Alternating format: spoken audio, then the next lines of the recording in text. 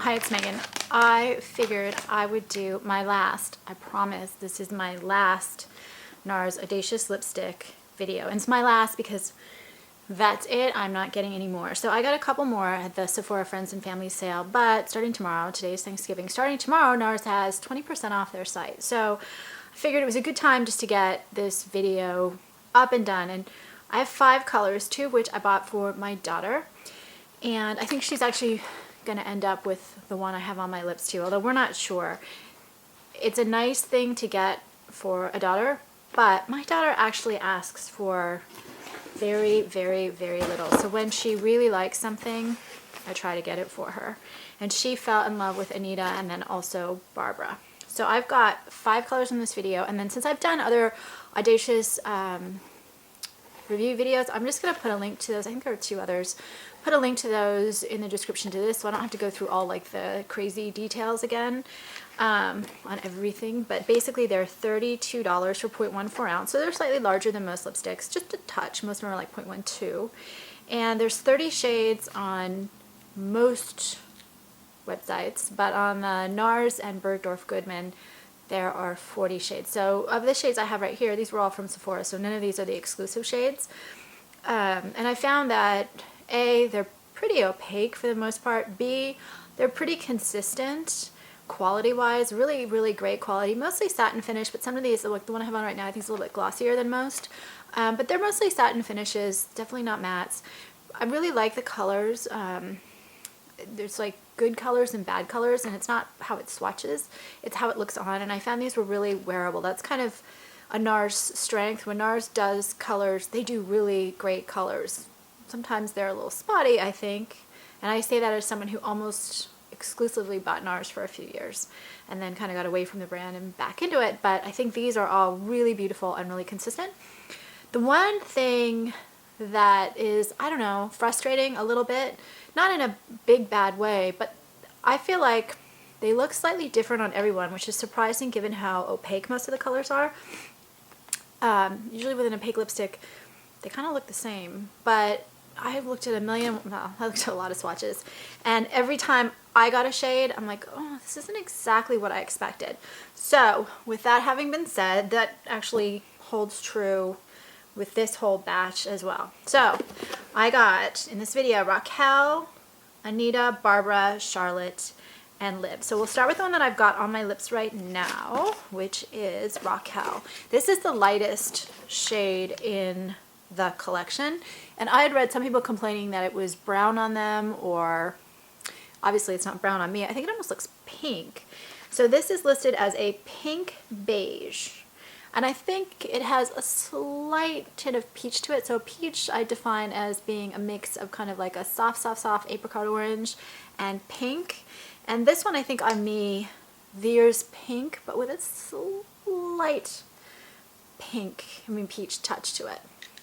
And it is a fairly light color, but you can see how rich and pigmented it is given how colorful it is. But I think on me it looks a lot lighter than it does swatch, and I have really pigmented lips, so that's unusual.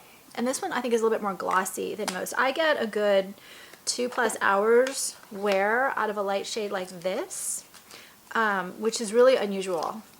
I do have to be careful with the application because it is lighter than my normal lip color, and so if I'm not careful, then you can see my normal lip color bleed through. So I have now learned to put my colors on camera, because then you can see the impact my lips have on the color. So the next one is Anita. This is it. And this one is described as an antique rose. And this is kind of a warm toned pink, rosy pink.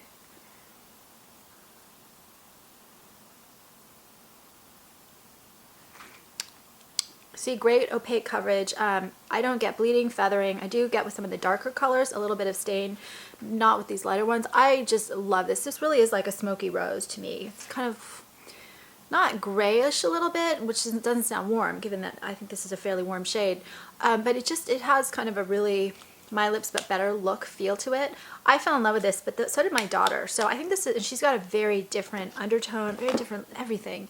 She's got kind of more of a pink based look, dark hair, I think this is a really great shade for a lot of people. I also have Vanessa, which I just didn't want to add another thing to confuse in the video. That to me is very, very, very close to Anita, but it has a little bit more of a purplish mauve thing going on. And that is a Bergdorf Nars exclusive. The next one is Barbara. This one was like sold out and sold out and sold out. And then it appeared on the Sephora site the last day of the sale for like, I don't know, an hour maybe. Barbara. And this is called a Tan Rose. And I would say it's a little bit warmer than Anita. So Anita was a warmish pink.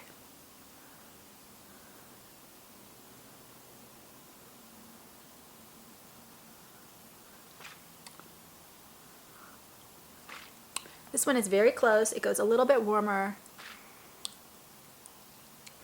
And almost like with a peach. There's this beige look that MAC has too, which is like a beigey pinky brown, and that kind of was what this reminds me of. I think it's a really great color. I can see why this one sells out. And again, these lighter colors are lasting 2+ hours on me, which for a lighter shade is really amazing. And I'll repeat what I repeat in every video. To me, if it has like little bits of lipstick left or almost lipstick, that's not lasting. Lasting, it has to look like this to me. And that, by the way, is Kit Kat in the back. She absolutely refused to move, so you know what? If the cat's happy, then I'm happy. Next one, Charlotte, Oxblood Burgundy. Okay, so this is one where, look how dark that is. Clean off my wrist so we're not mixing it.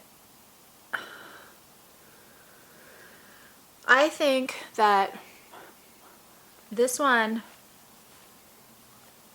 looks different on me than it looked on anybody else.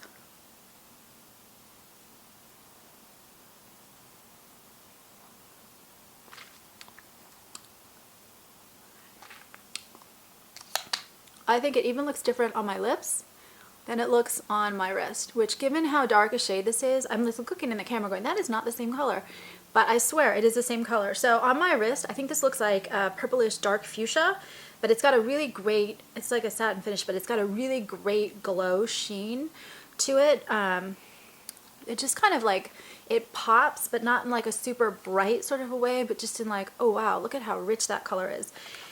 This looks cool on me. I think it looks a lot warmer. It's really weird. It's like a dark red with a little bit of a blue purple undertone, almost darkened like with a little bit of a black undertone too, but not on my wrist at all. So I think this shade is really gorgeous. I think it is much prettier on my lips than on my wrist, and I think it's a surprise when I put it on. I do think it looks very different. And this lasts about 2.5, almost 3 hours on me. No bleeding, which is amazing. I don't have bleeding with any of these colors, but I do get a slight stain. I think I said that. Trying to get some lipstick on my cheek. The last one, so for whatever reason this winter I'm into these really dark plums. So this is Liv. It's called a Deep Aubergine. And this is like a blackened plum. Very much of like a purple plum, I guess. It's a cooler toned plum, but not super cool toned. It's going to be hard.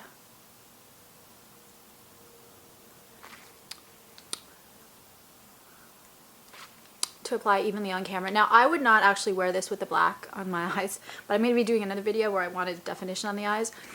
Now I look a little bit goth, I guess is the word, but with like a soft gold eyeshadow, this, and then a little bit of, I have neutral lips, cheeks on right now with a little bit more of a purple tone to the blush. It's actually really pretty. And what I like about this, it's almost got a certain sheerness to it. With a lot of these darker colors, it's very, very, very hard to get them to wear well and even to apply well. I find that a lot of them, because I'm all of a sudden into them, I'm trying a lot of them, buying some, but trying on a lot more. They don't apply evenly. They're so dark that it's really hard to get just that really even coverage of them, and especially even wear. And so this one actually manages that. And the way brands do it, one of two ways works. One is to have a certain sheerness to it so that your natural lip color comes through, and as it wears, it just looks a little bit more natural wearing away. Or doing a super heavy opaque where you have one of those long wear formulas that doesn't kind of disappear too fast. But I actually don't like this with the makeup I have on right now, but I do really like this. But it goes to show how I went through, I thought, 4 lipsticks that worked perfectly with kind of a more neutral look, and then one where it's like, absolutely not, you need to design your makeup around the lips. But I do like it. It's really a beautiful, slightly goth, unusual shade. I think that's it. So if anyone has comments, I would love to hear them. That is it for me. I am not buying any more of this brand, and of these, I am giving at least 2 to my daughter, maybe Raquel if she can snag it. Oh, I was going to say this one, like Raquel, has a little bit more of a sheen to it than the others. And please subscribe on YouTube. And then I have my book back up on YouTube, Masks, about makeup and the masks we wear. I'm about to put up chapter 11 soon, but I have a link to the first 10 chapters in the description to this video. Thank you and happy Thanksgiving.